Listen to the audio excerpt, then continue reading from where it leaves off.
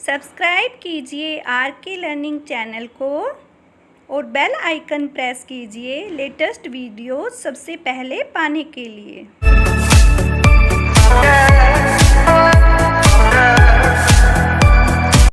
Hello friends, welcome to R K learning academy.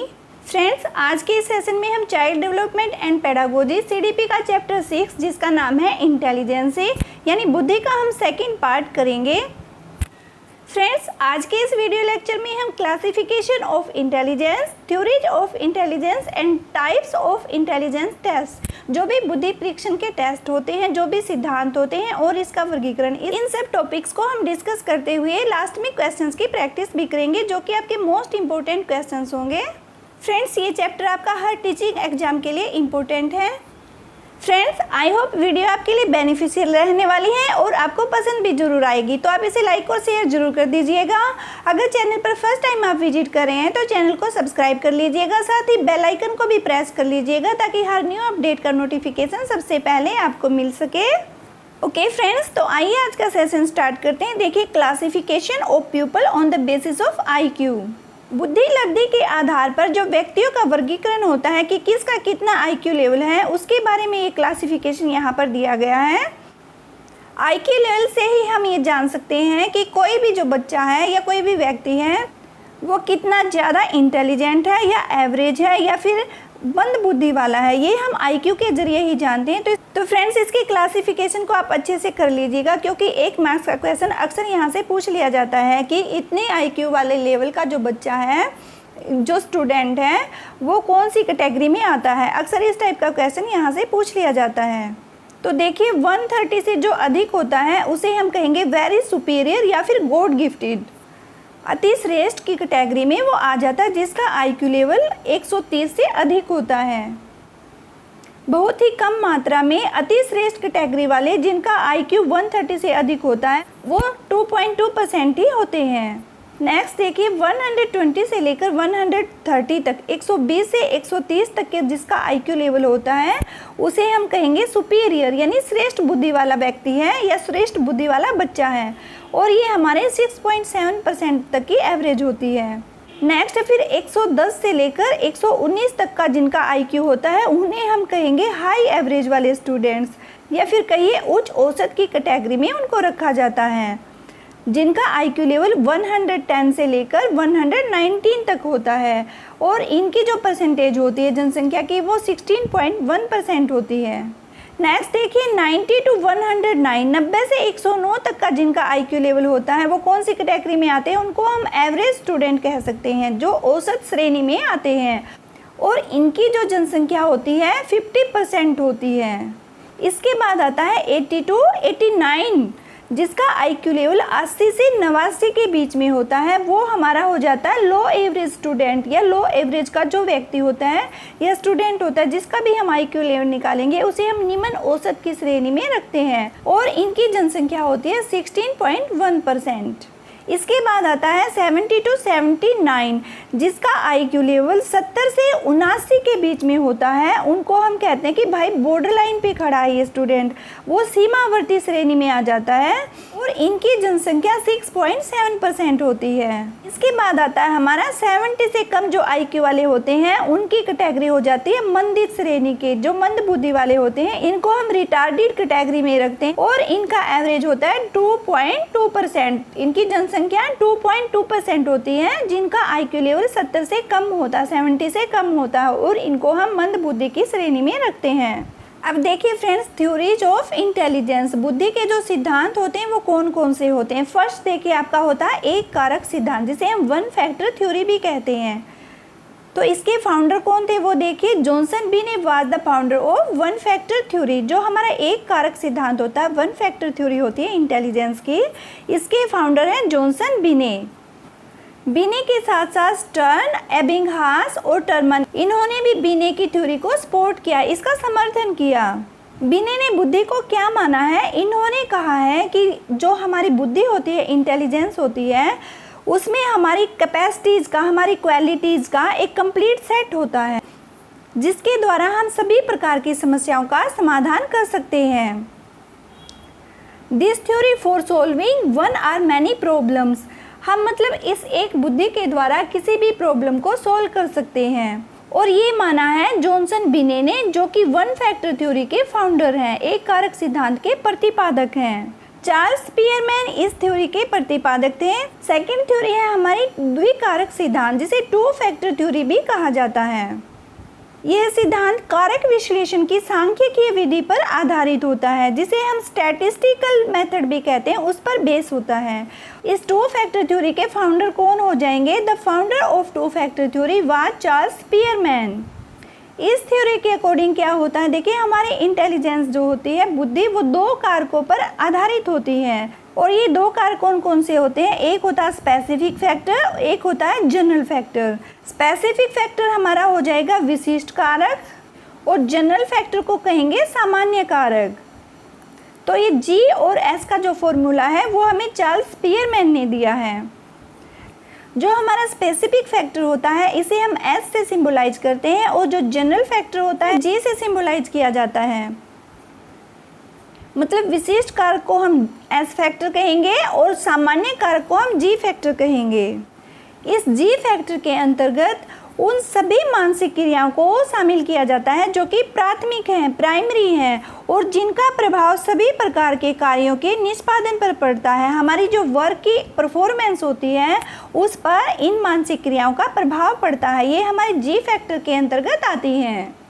Spearman के अनुसार प्रत्येक व्यक्ति में जी फैक्टर के साथ साथ अनेक विशिष्ट योग्यताएं भी होती हैं, और वो जो सब विशिष्ट योग्यताएं होती हैं उन्हीं को उन्होंने एस कारक कहा है। ओके फ्रेंड्स, तो जनरल फैक्टर हमारा, जिसे हम जी भी कहते हैं, उसमें हमारी प्राथमिक मानसिक योग्यताएं शामिल हो जाती हैं। और इसी को स्पीयरमैन ने आगे कहा है कि हर एक व्यक्ति में जी फैक्टर के साथ साथ एस फैक्टर भी होता है। मतलब उसकी सामान्य विशेषताओं के साथ साथ कुछ विशिष्ट योग्यताएं भी प्रत्येक व्यक्ति में पाई जाती हैं, और जो ये विशिष्ट योग्यताएं पाई जाती हैं इन्हीं को एस फैक्टर कहा जाता है, यानी स्पेसिफिक फैक्टर के अंतर्गत आ जाती हैं। फॉर एग्जाम्पल देखिए, a very good singer, architect, scientist, a sports person may also be excellent in ji factor, but they must also have special abilities in their specific area of excellence. श्रेष्ठ गायक, वास्तुकार, वैज्ञानिक या फिर खिलाड़ी आदि जी कारक में उच्च स्तर के हो सकते हैं, परंतु उनमें विशिष्ट क्षेत्रों से संबंधित विशिष्ट योग्यताएं भी होती हैं। के पास स्पेशल एबिलिटीज होती हैं स्पेसिफिक एरिया में उनकी इंटेलिजेंसी की, एक्सीलेंस की। ओके फ्रेंड्स, ये हमारे हो गए दो स्पेसिफिक फैक्टर और जनरल फैक्टर, जिनको हम एस और जी इन दो नामों से भी जानते हैं, और ये हमें दिया है चार्ल्स स्पीयरमैन ने। और थर्ड नंबर पर देखिए फ्रेंड्स, हमारी theory of primary mental ability, इसी को ग्रुप फैक्टर थ्योरी भी कहा जाता है, यानी कि समूह कारक जो सिद्धांत है, जिसे कि प्राथमिक मानसिक योग्यताओं का सिद्धांत भी कहा जाता है और समूह कारक सिद्धांत भी कहा जाता है। इस सिद्धांत के जो प्रतिपादक हैं, फाउंडर हैं, वो कौन हो जाएंगे? Louis Thurstone. The founder of this theory is Louis Thurstone. और इन्होंने क्या माना है, देखिए इनके जो ग्रुप फैक्टर थ्योरी में है, according to him there are 7 categories of mental abilities which work comparatively independent of each other. इनके अकॉर्डिंग बुद्धि के अंतर्गत 7 जो मेंटल एबिलिटीज होती हैं, ये 7 प्राथमिक मानसिक योग्यताएं होती है जो कि एक दूसरे से अपेक्षाकृत स्वतंत्र रहती हैं, इंडिपेंडेंट रहती हैं एक दूसरे से, और स्वतंत्र होकर ही कार्य करती है। और आगे देखिए, types of intelligence according to Thurstone. Thurstone के अनुसार जो बुद्धि की टाइप कही गई है, बुद्धि के प्रकार बताए गए, वो देख लीजिए। फर्स्ट नंबर इन्होंने कहा है वर्बल कॉम्प्रिहेंशन। इसको हम वाचिक बोध भी कह सकते हैं। इसके अंतर्गत क्या होता है कि जो हमारी वर्ड पावर होती है, जो हमारे शब्द होते हैं या अर्थ होते हैं, हमारे वर्ड्स को, कंसेप्ट को हम समझते हैं, और इसके साथ ही दूसरे के विचारों को भी हम समझते हैं। ये हमारा आ जाएगा वर्बल कॉम्प्रिहेंशन के अंडर। सेकेंड इन्होंने कहा न्यूमेरिकल एबिलिटी, जो संख्यात्मक योग्यताएं होती है वो इस समूह कारक सिद्धांत के अंतर्गत मानी जाती हैं। थर्स्टन के अकॉर्डिंग इस सिद्धांत के अनुसार हम संख्यात्मक कार्यों को तीव्र गति और शुद्धता से करते हैं। जो न्यूमेरिकल एक्सरसाइजेज होती हैं वो वेरी फास्ट एंड करेक्ट होती है। This includes addition, subtraction, multiplication, division etcetera. और इसके अंतर्गत जोड़ना, घटाना, गुना करना, भाग करना, ये आदि जो गणितीय मैथमेटिकल एबिलिटीज होती हैं ये सब इसमें शामिल होती है। थर्ड टाइप है spatial relation. Under this category comes the pattern and perception of conception. इसके अंतर्गत जो प्रतिरूप होते हैं और जो रचनाएं होते हैं उनका प्रत्यक्षीकरण करना आता है। फोर्थ टाइप है परसेप्चुअल स्पीड, जिसे हम पारत्यक्षिक गति भी कहते हैं। और इसके अंतर्गत क्या होता है, हम चीज़ों के प्रति अपनी धारणा स्थापित करते हैं। हमारा जो देखने का नज़रिया है वो स्टैंड करने लग जाता है। किसी भी चीज़ के बारे में हमारी क्या अवधारणा रहती है वो हमारा आ जाता है परसेप्चुअल स्पीड के अंतर्गत। फिफ्थ टाइप है वर्ड फ्लुएंसी, जिसे हम कहेंगे शब्द प्रवाह। इसके अंतर्गत जो हमारे वर्ड्स होते हैं उनकी फ्लुएंसी और उनको बोलने में लचीलापन, ये सब इसके अंतर्गत आता है। This consist of the flow of words and flexibility in spoken language. जो हमारा वर्ड्स का फ्लो होता है, शब्दों का प्रवाह होता है, और जो हमारी फ्लेक्सिबिलिटी होती है इन स्पोकन लैंग्वेज, जो बोलने का हमारा लचीलापन होता है, वो वर्ड फ्लुएंसी के अंतर्गत आ जाता है। सिक्स टाइप कही गई है मेमोरी, जिसे हम स्मृति भी कहते हैं। और इसके अंतर्गत क्या होता है, under this we recall the information and improve them. हम सूचनाओं का पुनः स्मरण करते हैं और उनमें इम्प्रूव करते हैं। मतलब कोई भी हमारी इंफॉर्मेशन है हमारे माइंड में, हम उसको रिकॉल करते हैं और उसमें इम्प्रूव करते हैं। ये हमारा आ जाएगा मेमोरी की टाइप में। और 7 टाइप कही गई है इंडक्टिव रीजनिंग, जिसे हम आगमनात्मक तर्कना भी कहेंगे। और इसके अंतर्गत क्या होता है, उदाहरणों को आधार बनाकर उनको प्रमाणित किया जाता है, उनको प्रूव किया जाता है। Taking examples as the basis of different theories and prove them thereby. मतलब कुछ भी एग्जाम्पल्स लेकर उनको सिद्ध किया जाता है, प्रमाणित किया जाता है। ये हमारा आ जाता है इंडक्टिव रीजनिंग के अंतर्गत। ओके फ्रेंड्स, ये थी ग्रुप फैक्टर थ्योरी, जिसके प्रतिपादक हैं, जिसके फाउंडर हैं लुईस थर्स्टन। और उन्होंने 7 जो मेंटल एबिलिटीज हैं उनको यहाँ पर बताया है। ग्रुप फैक्टर थ्योरी को उन्होंने 7 टाइप्स में डिवाइड किया है। और जो नेक्स्ट प्रिंसिपल है वो देखिए बहुकारक सिद्धांत, जिसे मल्टी फैक्टर थ्योरी भी कहा जाता है। ये मल्टी फैक्टर थ्योरी किसने दिया फ्रेंड्स, देखिए the founder of multi factor theory was Thorndike. Thorndike ने हमें मल्टी फैक्टर थ्योरी को दिया है। और इन्होंने क्या कहा, देखिए इनके अनुसार बुद्धि में मैनी फैक्टर्स होते हैं, अनेक तत्व होते हैं, and all this factors work collectively. और जो ये सारे फैक्टर्स होते हैं ये सब मिलकर कार्य करते हैं। और इन सब तत्वों के मिलकर कार्य करने से ही एक जनरल फैक्टर बनता है। ये हमें थॉर्नडाइक ने बताया है, उनकी थ्योरी है जो मल्टी फैक्टर थ्योरी, उसके अकॉर्डिंग। और इन्होंने कौन कौन से फैक्टर कहे हैं, देखिए एक हो जाएगा लेवल, जिसको हम सत्र कहते हैं। दूसरा हो जाएगा रेंज, जिसे हम सीमा कह सकते हैं। थर्ड फैक्टर इन्होंने कहा एरिया। और फोर्थ हो जाएगा स्पीड। लेवल के अंतर्गत क्या होता है कि व्यक्ति किसी विशेष कठिनाई स्तर तक के कितने कार्य कर सकता है, मतलब उसका जो लेवल होगा डिफिकल्टी का, वो कितने लेवल तक कार्य कर सकता है, ये वहाँ पर फैक्टर काम करता है। रेंज से हमें इंडिविजुअल जो डिफरेंस होते हैं उनका पता चलता है कि कोई भी जो व्यक्ति है उसमें कितनी विभिन्नता है किसी कार्य को किस स्तर तक करने की, क्योंकि इसमें कार्यों की विभिन्नता को देखा जाता है।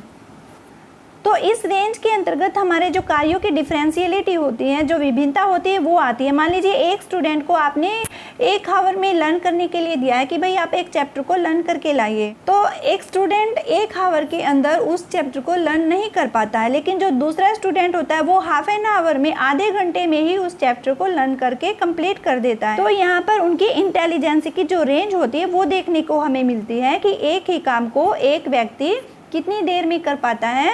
तो ये वहाँ पर कार्य की विभिन्नता से जुड़ा हुआ है। इसी तरह से जो एरिया है वो हमारी कुल संख्याओं से रिलेटेड है कि हम कितने समय में कितनी प्रॉब्लम्स को सॉल्व कर सकते हैं, ये हमारा एरिया के अंडर आ जाएगा। स्पीड का यहाँ पर मतलब हो जाएगा कि हम कार्य को कितनी स्पीड से कर पाते हैं, हमारी स्पीड क्या रहेगी, हम 100 की स्पीड से करते हैं या 80 की स्पीड से करते हैं या फिर 50 की स्पीड से। ये तो स्पीड से अभिप्राय यहाँ पर कार्य की करने की गति से हो जाएगा। ओके फ्रेंड्स, इस तरह से थॉर्नडाइक ने अपनी मल्टी फैक्टर थ्योरी में हमें 4 फैक्टर दिए हैं, लेवल, रेंज, एरिया और स्पीड, और इनको हमने अच्छे से समझ लिया। चलिए आगे बढ़ते हैं। नेक्स्ट देखिए हमारी आती है सैम्पलिंग थ्योरी, जिसे हम प्रति 10 का सिद्धांत भी कहते हैं। सैम्पलिंग थ्योरी के जो फाउंडर थे वो कौन थे, थॉमसन, इसके प्रतिपादक जो हैं वो थॉमसन हैं। इनकी थ्योरी के अकॉर्डिंग मनुष्य में बहुत सारी योग्यताएं होती हैं। जब वह किसी कार्य को करता है तो सभी योग्यताओं में से थोड़ा थोड़ा सैंपल ले लेता है। इन थोड़े थोड़े सैंपल्स को लेकर वो डेवलप कर लेता है अपनी कैपेबिलिटीज़ को। मतलब जो थोड़े थोड़े प्रति 10 लेता है, सैंपल लेता है, उससे वो नए काम के लिए नई योग्यताएं विकसित कर लेता है। फ्रेंड्स, आप इसे एक एग्जाम्पल के जरिए समझ सकते हैं। देखिए, 5th क्लास का स्टूडेंट है, उसने मैथमेटिक्स में सब्ट्रैक्शन, एडिशन, मल्टीप्लाई, डिवीजन ये सब अच्छे से सीखा हुआ है। लेकिन जब वो नेक्स्ट क्लास में जाता है तो उसका सिलेबस चेंज हो जाता है। लेकिन जो उसने पहले सीखा हुआ है, अपना जमा, घटा, गुना, भाग, ये सब पहले सीखा हुआ है कि जो न्यू क्लास की सम्स आती हैं तो वो अपने पहले से ही सीखे हुए फॉर्मूलेज को अपनी नई क्लास के प्रॉब्लम सोल्व करने में अप्लाई करता है।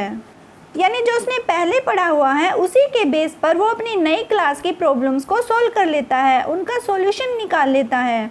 तो इसे हम क्या कहेंगे कि उस बालक ने अपना जो उसका पहले वाले चैप्टर उसने पढ़े हुए हैं उनका थोड़ा थोड़ा सैंपल इकट्ठा करके अपनी नई प्रॉब्लम्स को सोल्व किया और एक नया नॉलेज उसने गेन किया, मतलब उसका नॉलेज डेवलप हो गया।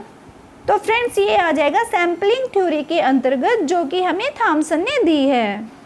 नेक्स्ट थ्योरी देखिए फ्रेंड्स, 3D थ्योरी, जिसे हम 3 डायमेंशनल थ्योरी भी कहते हैं, त्रिआयामी सिद्धांत जिसे हम हिंदी में कहेंगे। इसे बुद्धि का संरचना मॉडल भी कहा जाता है, स्ट्रक्चर ऑफ इंटेलेक्चुअल मॉडल, यानी आपका SI मॉडल। ये जो 3 डायमेंशनल थ्योरी है, त्रिआयामी जो सिद्धांत है बुद्धि का, ये बहुत ही इम्पोर्टेंट है। यहाँ से कई बार क्वेश्चन पूछा जाता है। तो ये थ्योरी किसने प्रेजेंट की है? This model was presented by JP Guilford. JP Guilford ने जो त्रिआयामी बुद्धि का सिद्धांत है उसे प्रस्तुत किया है। इसके प्रतिपादक हो गए JP गिलफोर्ड। JP गिलफोर्ड ने क्या किया है? देखिए, इन्होंने इंटेलिजेंस को 3 डायमेंशन में डिवाइड किया है, 3 भागों में बांटा है इन्होंने इंटेलिजेंस को। 3 भाग कौन कौन से हैं? फर्स्ट हो जाएगा ऑपरेशन, जिसे हम संक्रिया कहेंगे। सेकेंड है आपका कंटेंट, जिसे हम विषय वस्तु कहेंगे। और थर्ड इन्होंने डिवाइड किया है प्रोडक्ट, इसको कहेंगे उत्पाद। अब फ्रेंड्स, ऑपरेशन क्या होता है? संक्रिया हम किसे कहते हैं? देखिए, बुद्धि के प्रयोग के द्वारा हम अपनी इंटेलिजेंस का यूज करके कोई भी काम करते हैं तो उसे हम ऑपरेशन कहेंगे, मतलब वो संक्रिया कहलाता है। और इस संक्रिया ऑपरेशन के अंडर में कौन कौन सी एक्टिविटीज होती हैं वो भी देख लीजिए। फर्स्ट हो जाएगी कॉग्निशन, जिसे कि हम कहते हैं संज्ञान करना। संज्ञान के द्वारा हम किसी भी वस्तु के बारे में पुनः स्मरण करके उसको पहचानना सीखते हैं, मतलब कॉग्निशन आपका रिकॉल से रिलेटेड हो गया। सेकंड है आपकी मेमोरी, जिसे हम स्मृति कहते हैं। और इसके द्वारा हम जो हमारी अनुभूतियाँ होती हैं, जो हमारे पास्ट एक्सपीरियंसेज होते हैं, उनको अपने माइंड में इकट्ठा करके रख सकते हैं। जैसे कि फ्रेंड्स, हमारे फ़ोन में मेमोरी कार्ड होता है, उसी तरह से मेमोरी हमारे जो भी हमारे एक्सपीरियंसेस होते हैं उनको सेव करके रखती है।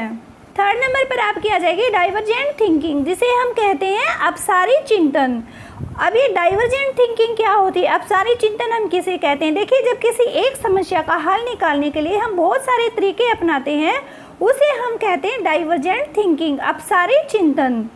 और इस डाइवर्जेंट थिंकिंग में जो इंसान का दिमाग होता है, उसका माइंड होता है, वो डिफरेंट वेज में प्रोसेस करता है, अनेक अलग अलग दिशाओं में काम करता है। मान लीजिए आपको द्वारका के मेट्रो स्टेशन पर पहुंचना है, तो आप ये देखते हो कि कौन से रास्ते से आप सबसे आसानी से पहुंच सकते हो कम से कम टाइम में, ताकि आपकी ट्रेन ना छूटे।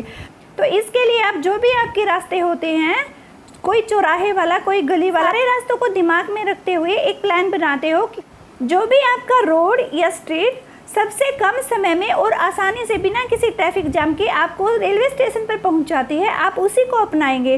तो फ्रेंड्स, इसी तरह से डाइवर्जेंट थिंकिंग में भी यही होता है। अगर कोई प्रॉब्लम है तो उसका सॉल्यूशन निकालने के लिए हम अनेक तरीके सोचते हैं।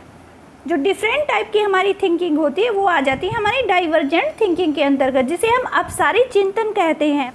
मतलब कि किसी एक प्रॉब्लम का सॉल्यूशन निकालने के लिए हम अनेक वे अपनाते हैं। मतलब कि किसी एक प्रॉब्लम का सॉल्यूशन निकालने के लिए हम कई प्रकार से सोचते हैं, डिफरेंट वेज में हमारी थिंकिंग होती है। तो उस प्रोसेस को हम कहते हैं डाइवर्जेंट थिंकिंग, यानी अपसारी चिंतन। और फोर्थ नंबर पर आपका आता है कन्वर्जेंट थिंकिंग, जिसे हम कहते हैं अभिसारी चिंतन। When we find one most appropriate solution to a problem, this is known as convergent thinking. जब हम किसी समस्या का, किसी प्रॉब्लम का एक बेहतरीन हल निकाल लेते हैं तो उसे हम कहेंगे convergent thinking यानी अभिसारी चिंतन। फॉर एग्जाम्पल जैसे हमारे MCQ जो होते हैं, मल्टीपल चॉइस जो क्वेश्चंस होते हैं हमारे, इन बहुविकल्प वाले प्रश्नों को जब हम हल करते हैं तो उसका एक ही हल निकालते हैं, हम एक ही सॉल्यूशन को, वन करेक्ट चॉइस को हम सिलेक्ट करते हैं, तो ये हमारा अभिसारी चिंतन हो जाता है। नेक्स्ट देखिए फ्रेंड्स, इवैल्यूएशन जिसे हम मूल्यांकन कहते हैं। इसमें क्या करते हैं, हम एनालिसिस करते हैं कि कोई सक्सेस हुआ है या नहीं हुआ है।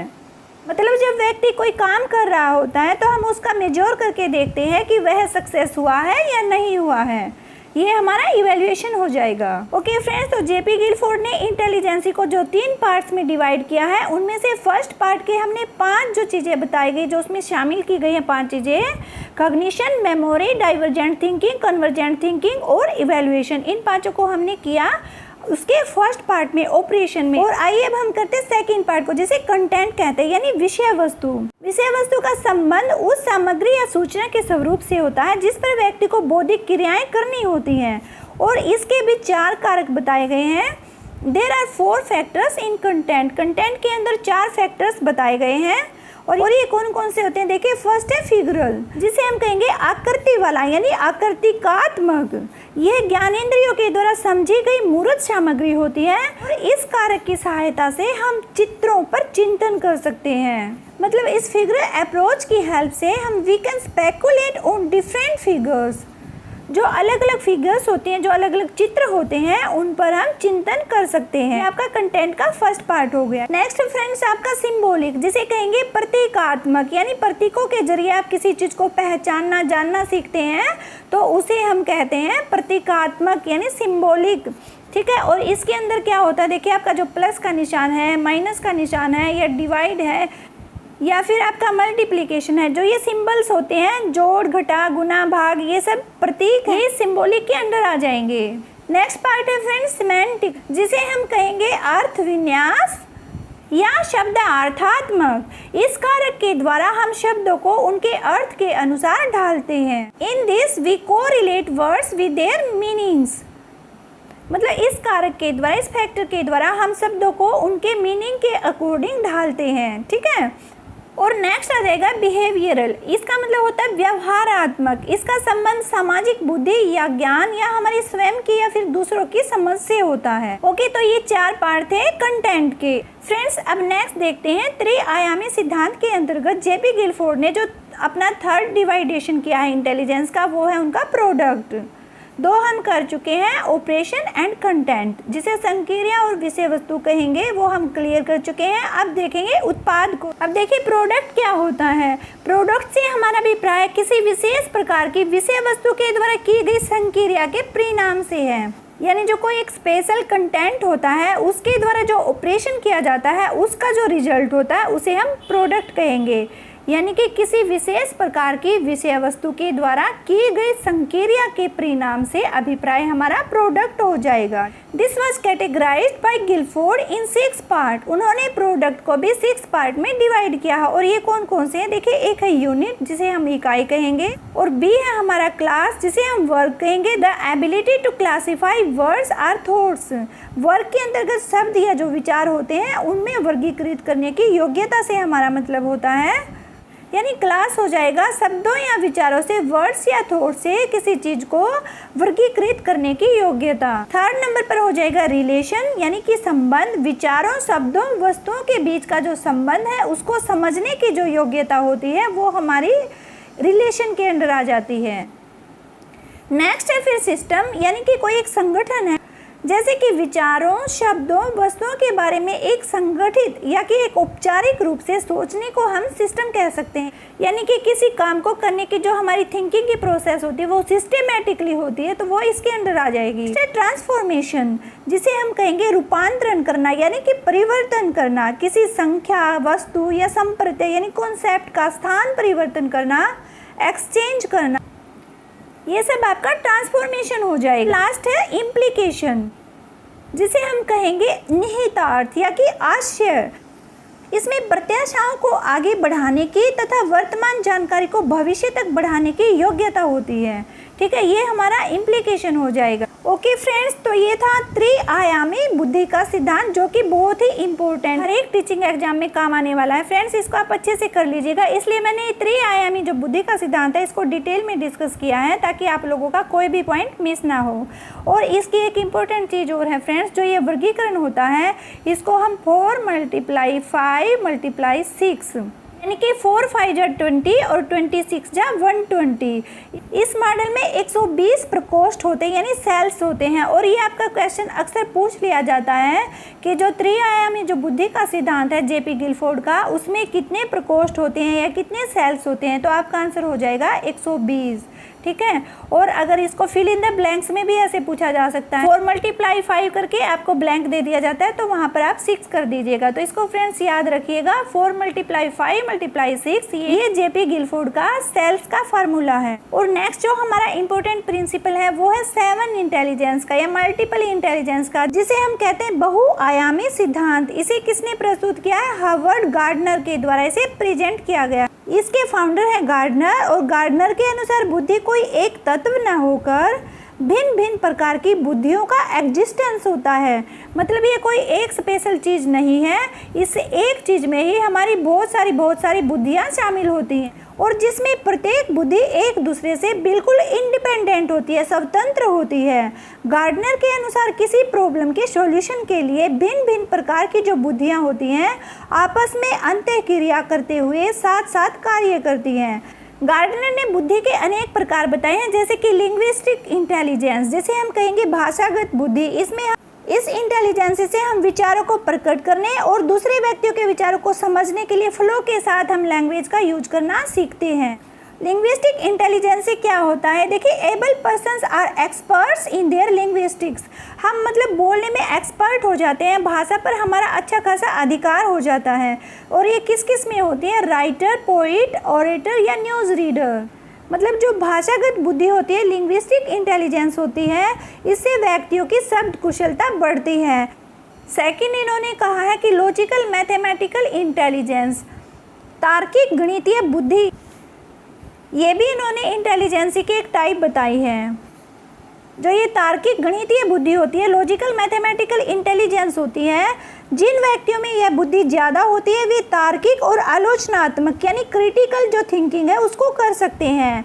वे अमूर्त तर्कना के आधार पर गणितीय समस्याओं को अच्छी तरह से हल कर सकते हैं। मतलब माइंड में ही चीज़ों को सोचकर प्रॉब्लम को सोल्व करना इस तरह की बुद्धि वाले लोगों का होता है।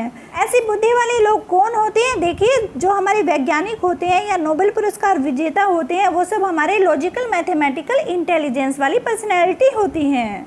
थर्ड टाइप उन्होंने बताई है स्पेशियल इंटेलिजेंस, जिसे हम कहेंगे देशिक बुद्धि। और नेक्स्ट का है म्यूजिकल इंटेलिजेंस, जिसे कहेंगे संगीतात्मक बुद्धि। जो म्यूजिकल इंटेलिजेंस वाली पर्सनैलिटीज़ होती हैं, व्यक्ति होते हैं, इस बुद्धि में महारत प्राप्त व्यक्ति क्या करते हैं? ध्वनियों और ध्वनियों की नई अभिरचनाओं के प्रति अधिक सेंसिटिव होते हैं। जैसे कि आपके म्यूजिशियन, कंपोजर या फिर सिंगर, उन सब के पास म्यूजिकल इंटेलिजेंस पावर होती है। इस प्रकार से फ्रेंड्स, गार्डनर ने ये 8 पार्ट बताए हैं बुद्धि के: interpersonal intelligence, intrapersonal intelligence, naturalistic intelligence and existential intelligence. ये सब बुद्धियाँ अलग अलग तरह से इंडिपेंडेंट होकर कार्य करती हैं, क्योंकि प्रत्येक बुद्धि एक दूसरे से स्वतंत्र होती है और किसी समस्या के समाधान के लिए ये जो भिन्न भिन्न प्रकार की बुद्धियाँ हैं आपस में अंतःक्रिया करते हुए साथ साथ कार्य करती हैं। तो ये हो गया हमारा गार्डनर का बहुआयामी बुद्धि सिद्धांत। नेक्स्ट देखिए फ्रेंड्स, बुद्धि का पास मॉडल, जिसे पास मॉडल ऑफ इंटेलिजेंस या फिर बुद्धि की योजना, अवधान, भाव प्रबोधन और सहकालिक अनुक्रमिक मॉडल। इसके फाउंडर कौन कौन है? देखिए, जेपी दास, जैक नागलेरी और किर्बी, ये तीनों इसके फाउंडर माने जाते हैं। This is also known as PASS model. इसे हम बुद्धि का पास सिद्धांत भी कहते हैं, पास मॉडल के नाम से भी इसे जाना जाता है। और पास का मीनिंग क्या होता है? देखिए, P for planning, A for attention, S for simultaneous और S फॉर सक्सेसिव, इसलिए इसे पास मॉडल कहा जाता है। अटेंशन, सिमुल्टेनियस और प्लानिंग, ये 3 चीज़ें जो होती हैं पास मॉडल की प्रमुख चीज़ें होती हैं। फ्रेंड्स, जो इंटेलिजेंसी के मेन प्रिंसिपल्स हैं वो सब हम यहाँ पर मोस्टली डिस्कस कर चुके हैं, लेकिन ये जो एक दो थ्योरीज हैं, एक दो सिद्धांत हैं, इनको वैसे तो कम ही पूछा जाता है, लेकिन फिर भी अगर कभी कभार इनके बारे में कुछ पूछ लिया जाता है, अगर एग्जाम ज़्यादा ही टफ बन जाता है तो अनएक्सपेक्टेड चीज़ें आ जाती है कई बार, इसलिए हम इनको भी करते हुए चल रहे हैं। नेक्स्ट देखिए फ्रेंड्स, बुद्धि का त्रिचापीय सिद्धांत, और इसे किसने दिया है? रॉबर्ट स्टर्नबर्ग ने। और लास्ट है हमारा सामयिक बुद्धि, जिसे हम इमोशनल इंटेलिजेंस भी कहते हैं। ये जो इमोशनल इंटेलिजेंस का कंसेप्ट है ये हमें साल्वे एंड जॉन मेयर ने दिया है। साल्वे एंड मेयर ने इमोशनल इंटेलिजेंस को 5 पार्ट्स में डिवाइड किया है। ये कौन कौन से हैं? फर्स्ट है सेल्फ अवेयरनेस, सेकंड है मैनेजिंग इमोशंस, थर्ड है सेल्फ मोटिवेशंस, और फोर्थ है सिंपैथी विद अदर्स, और फिफ्थ नंबर पर आपका गुड रिलेशंस। सेल्फ अवेयरनेस आपकी हो जाएगी आत्मचेतना, मैनेजिंग इमोशंस आपका हो जाएगा संवेगों का प्रबंधन, जैसे कि भय, चिंता, क्रोध, इनके साथ निपटने की जो विधियाँ होती है वे इसमें शामिल होती है, और इसमें हम संवेगों को उद्देश्यपूर्ण दिशा देते हैं। सेल्फ अवेयरनेस में हम अपनी फीलिंग्स को समझते हैं, अपने भावों को, अपने थॉट्स को समझते हैं, और उसके अकॉर्डिंग ही हम अपने अच्छे डिसीजन लेते हैं। सेल्फ मोटिवेशन आपका हो जाएगा आत्म अभिप्रेरणा, इसमें कोई भी जो आपका प्रॉब्लम का लेवल होता है उस पर आप खुद को मोटिवेट करते हैं। फोर्थ आपका सिंपैथी विद अदर्स, इसमें हम दूसरों की फीलिंग्स की कदर करते हैं, दूसरों के सुख दुख को समझते हैं, वो सब इसके अंतर्गत आ जाता है। और फिफ्थ नंबर पर आपका गुड रिलेशन, यानी आपके मधुर संबंध, इसमें हम दूसरों के साथ अच्छे संबंध बनाते हैं, और दूसरों का सहयोग, उनका रिस्पेक्ट करना, उनके साथ फ्रेंडशिप करना, अपने रिश्तों को कायम करना, ये सब आपका गुड रिलेशंस में आ जाता है। तो यहाँ पर साल्वे और मेयर ने इमोशनल इंटेलिजेंस को 5 पार्ट्स में डिवाइड किया। तो फ्रेंड्स, इंटेलिजेंस की जो इम्पोर्टेंट एंड मेन थ्योरी थी वो सब हमने यहाँ पर डिस्कस की। इंटेलिजेंस के जो मेन प्रिंसिपल्स थे वो सब हमने यहाँ स्टेप टू स्टेप किए हैं। और आइए अब देख लेते हैं बुद्धि परीक्षणों के प्रकार, जो टाइप्स ऑफ इंटेलिजेंस टेस्ट होते हैं वो कौन कौन से होते हैं। फ्रेंड्स, जो बुद्धि के परीक्षणों के प्रकार होते हैं, टाइप्स ऑफ इंटेलिजेंस टेस्ट, यहाँ से भी आपका क्वेश्चन बनता है अक्सर, ये भी आपका इम्पोर्टेंट कंसेप्ट है। ये टेस्ट वाला जो पार्ट है ये भी आपका इम्पोर्टेंट सेक्शन है आपके इंटेलिजेंस चैप्टर का। तो आइए एक बार इसको और देख लेते हैं। तो फ्रेंड्स, बुद्धि परीक्षणों के प्रकारों को डिस्कस करते हुए हम क्वेश्चंस की प्रैक्टिस करेंगे। फ्रेंड्स, आइए अब देखते हैं बुद्धि परीक्षणों के प्रकार, types of intelligence test. On the basis of the test the whole process is divided into 2 parts. जो परीक्षण देने की प्रक्रिया होती है, इसकी पूरी प्रोसेस होती है, उसके बेस पर, उसके आधार पर इसको 2 पार्ट्स में बांटा गया है। इसे 2 भागों में विभाजित किया जा सकता है। एक हो जाएगा इंडिविजुअल टेस्ट, जिसे हम कहेंगे व्यक्तिगत परीक्षण। दूसरा हो जाएगा ग्रुप टेस्ट, जिसे हम कहेंगे समूह परीक्षण। इंडिविजुअल जो टेस्ट होता है, व्यक्तिगत बुद्धि परीक्षण में एक समय में एक ही व्यक्ति का बुद्धि परीक्षण किया जाता है। और जो ग्रुप टेस्ट होता है, समूह बुद्धि परीक्षण जिसे हम कहते हैं, इसमें एक साथ एक पूरे ग्रुप का टेस्ट लिया जाता है, मतलब पूरे समूह का, पूरे ग्रुप का परीक्षण किया जाता है ग्रुप टेस्ट में। और इंडिविजुअल टेस्ट व्यक्तिगत टेस्ट होता है, इसमें एक टाइम पर एक ही व्यक्ति का बुद्धि परीक्षण किया जाता है। देखिए नेक्स्ट आता है शाब्दिक और अशाब्दिक परीक्षण, को हम verbal and non verbal test भी कहते हैं। शाब्दिक बुद्धि परीक्षण क्या होता है? देखिए, वर्बल इंटेलिजेंस जो टेस्ट होता है, इस परीक्षण में हम भाषा और शब्दों का प्रयोग करते हैं। इस परीक्षण में लिखित भाषा का प्रयोग निर्देश देने और परीक्षण के एकांशों, जो आइटम्स होते हैं या प्रश्नों में किया जाता है। ये लैंग्वेज बेस्ड होता है।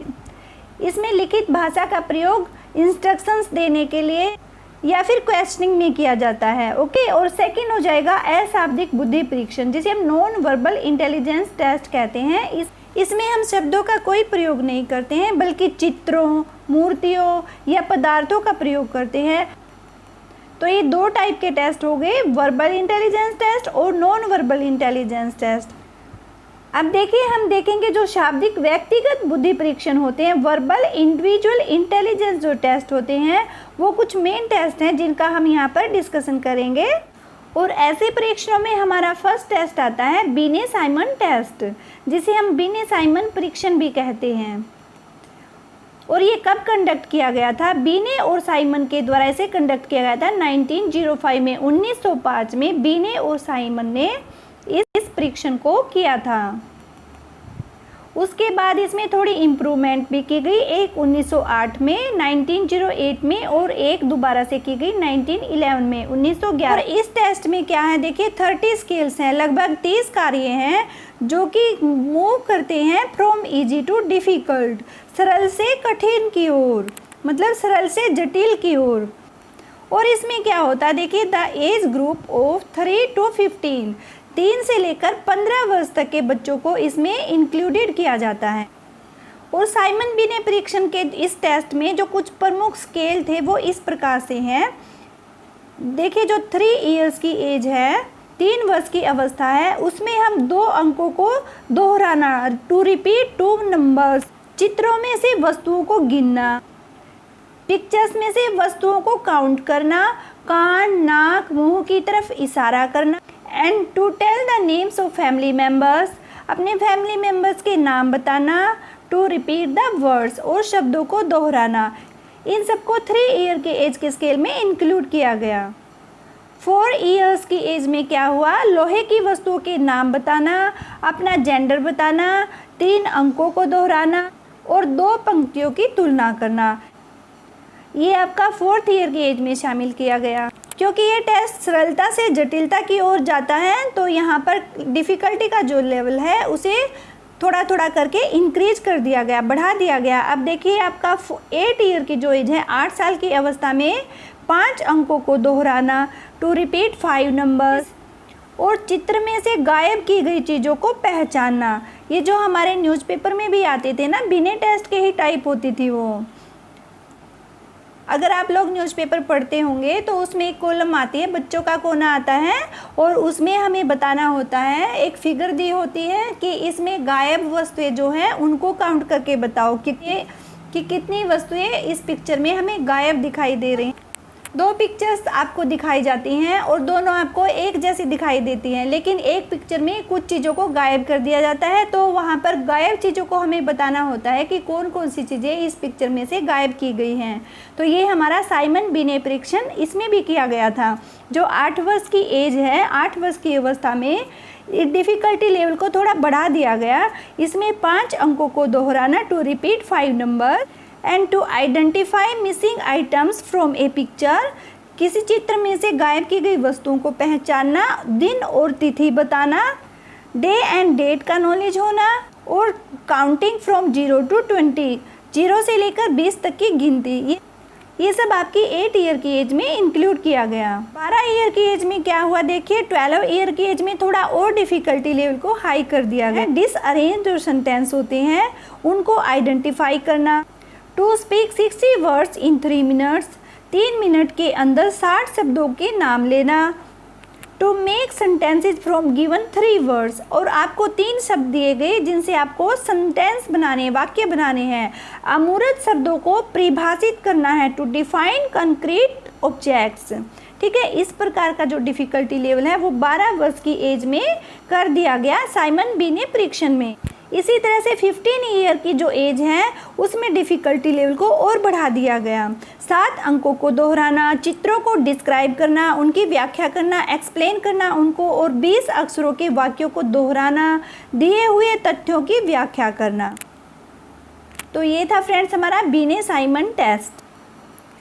और सेकंड इंटेलिजेंसी जो टेस्ट है वो दिया गया है टर्मन के द्वारा, और इसका नाम है द स्टैनफोर्ड बीने टेस्ट। टर्मन स्टूडेंट थे स्टैनफोर्ड यूनिवर्सिटी के, इसलिए इसका नाम स्टैनफोर्ड बीने परीक्षण पड़ा।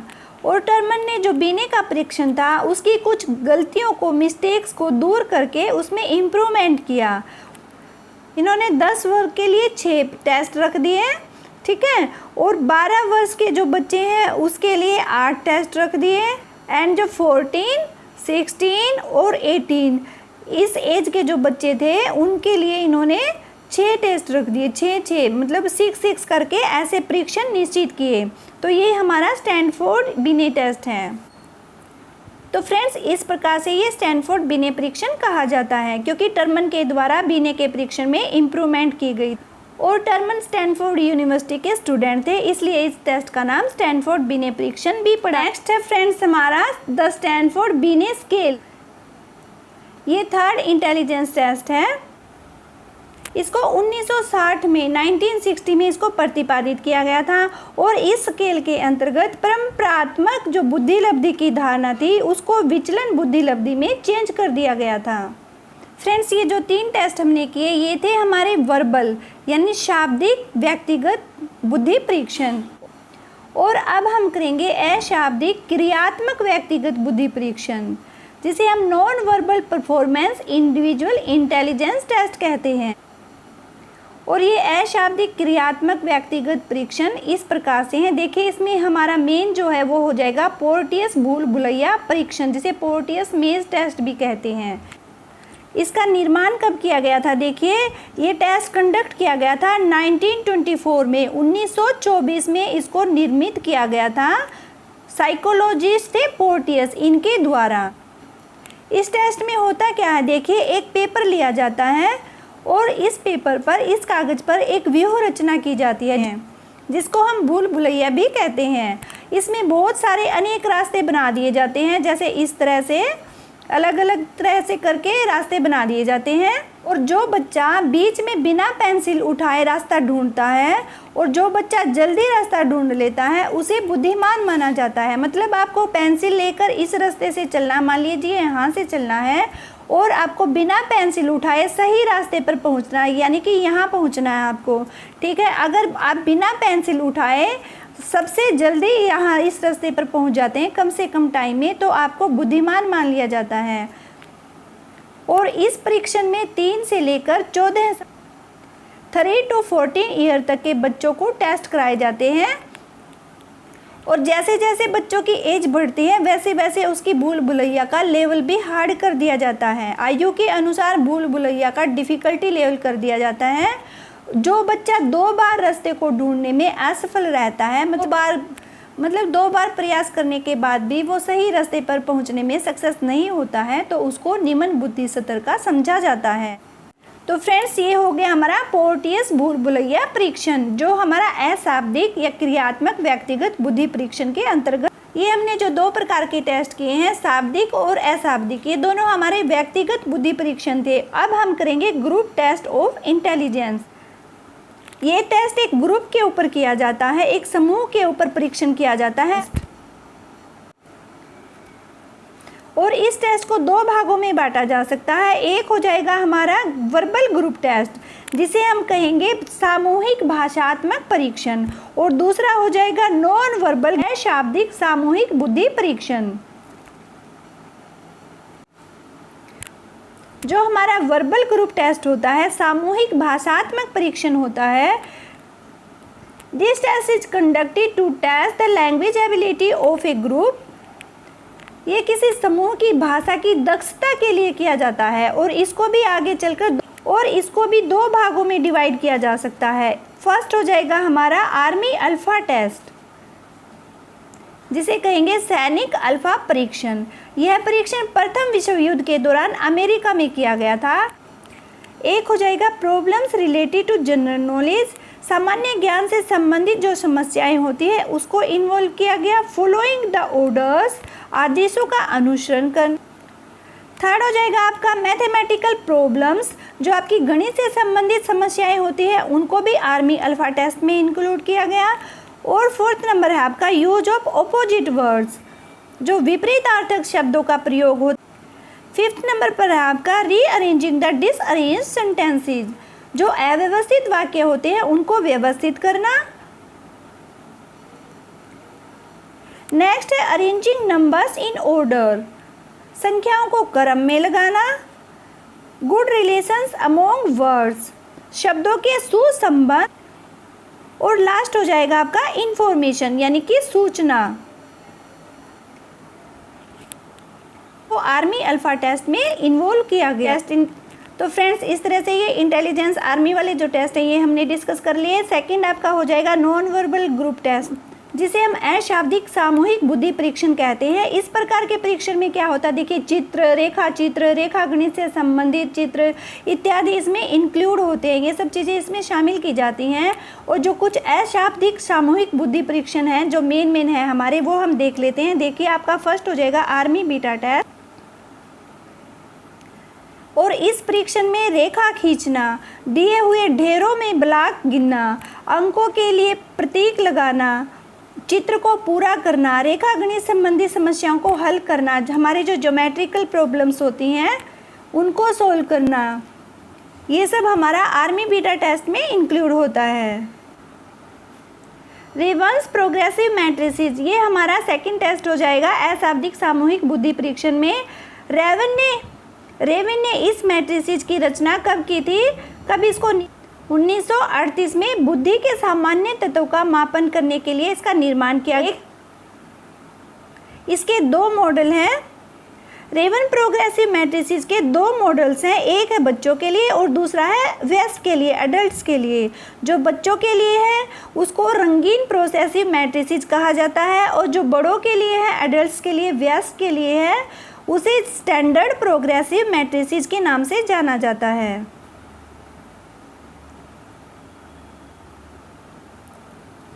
जो बच्चों के लिए है रंगीन वाला प्रोग्रेसिव मैट्रिसेस है, जो उसके 3 उपभाग हैं, ठीक है, ए बी एंड बी, ये 3 इसके उपभाग हैं। और प्रत्येक में 12 पद रंगीन आकृतियों में है, जिससे बालकों की रुचि बनी रहती है। इस परीक्षण में परीक्षार्थी को एक अपूर्ण प्रतिरूप दिखाया जाता है। क्या होता है, कैंडिडेट को यानी विद्यार्थी को एक इनकम्प्लीट फिगर दिखाई जाती है, अपूर्ण प्रतिरूप दिखाया जाता है, और उसे दिए गए अनेक वैकल्पिक प्रतिरूप में से एक विकल्प को चुनना होता है। तो फ्रेंड्स, ये हो गया हमारा रेवंस प्रोग्रेसिव मैट्रिसेस। आइए फ्रेंड्स, अब कुछ इंपॉर्टेंट क्वेश्चंस की प्रैक्टिस कर लेते हैं, जो कि मोस्ट इम्पोर्टेंट है आपके हर टेट एग्जाम के लिए, चाहे आप यूपी टेट दे रहे हैं, एस टेट दे रहे हैं, या रीट दे रहे हैं, एमपी टेट या फिर सी टेट, इन सब के लिए इम्पोर्टेंट एंड सिलेक्टेड क्वेश्चंस हम यहाँ पर डिस्कस करेंगे, ताकि आप लोग भी अपना सेल्फ इवेल्युएशन कर सकें कि आप लोगों ने थ्योरी सेक्शन से कितना कुछ सीखा है, समझा है। देखिए फर्स्ट क्वेश्चन हम करते हैं, logical mathematical intelligence is associated with, किसके साथ एसोसिएट है लॉजिकल मैथमेटिकल इंटेलिजेंस। ऑप्शंस देखिए, ए हमारा हो जाएगा 2 फैक्टर थ्योरी, बी है ग्रुप फैक्टर थ्योरी, सी है हायरार्चिकल थ्योरी, ऑप्शन डी है मल्टीपल इंटेलिजेंस थ्योरी। तो फ्रेंड्स, हमें बताना क्या, देखिए जो तार्किक गणितीय बुद्धि होती है वो किससे संबंधित है। हमारा यहाँ पर सही आंसर हो जाएगा मल्टीपल इंटेलिजेंस थ्योरी, जो हमारी बहुबुद्धि का सिद्धांत होता है। नेक्स्ट क्वेश्चन देखिए friends, IQ scores are generally, आपका ब्लैंक दे दिया गया है, किससे कोरिलेटेड विद एकेडमिक परफॉर्मेंसेस। जो बुद्धि लब्धांक होते हैं आपके सामान्यतः वो किस रूप से शैक्षणिक निष्पादन से संबंधित होते हैं। ऑप्शंस देखिए फ्रेंड्स, ए है perfectly, B highly, C moderately, और ऑप्शन डी है लीस्ट। तो हमारी यहाँ पर ऑप्शन बी बिल्कुल सही हो जाएगी, हाईली। बुद्धि लब्धांक सामान्यतः उच्च रूप से शैक्षणिक निष्पादन से संबंधित होते हैं। नेक्स्ट क्वेश्चन देखिए friends, who developed the first intelligence test. देखिए आपकी, तो क्या पूछा, देखिए फ्रेंड्स, किसने सबसे पहले बुद्धि परीक्षण का निर्माण किया है। ऑप्शन है हमारी डेविड वेसलर, एल्फ्रेड बीने, सी है आपका स्पीयरमैन, और ऑप्शन डी है आपका रॉबर्ट स्टर्नबर्ग। तो फ्रेंड्स, सही ऑप्शन कौन सी हो जाएगी हमारी यहाँ पर, ऑप्शन बी, एल्फ्रेड बीने। इन्होंने सबसे पहले बुद्धि परीक्षण का निर्माण किया था।